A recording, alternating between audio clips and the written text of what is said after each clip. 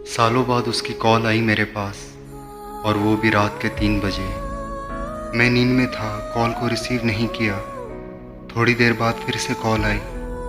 फिर मैंने फ़ोन उठा लिया कि शायद कोई इम्पोर्टेंट कॉल होगी, और हेलो बोला। सामने से आवाज़ आई हेलो। अचानक मैं बिस्तर से उठा क्योंकि आवाज़ कुछ जानी पहचानी सी लगी। ये आवाज़ सुनते ही बहुत सी यादें ताज़ा हो गई, बहुत से गम ताज़ा हो गए, और मैं बेचैन होकर फिर से बोला हेलो, और आगे से आवाज़ आई डिस्टर्ब तो नहीं किया।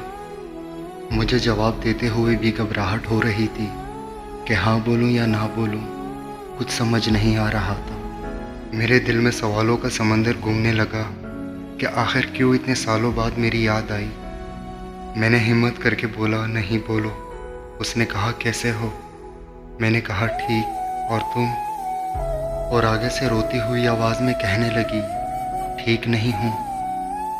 अब मैं और भी कंफ्यूज होने लगा कि यह हो क्या रहा है। इतने सालों बाद रात को कॉल आती है और रोना निकल गया। मैंने मालूम किया तो पता चला कि वो जिसके साथ थी उसने इसको किसी और के लिए छोड़ दिया।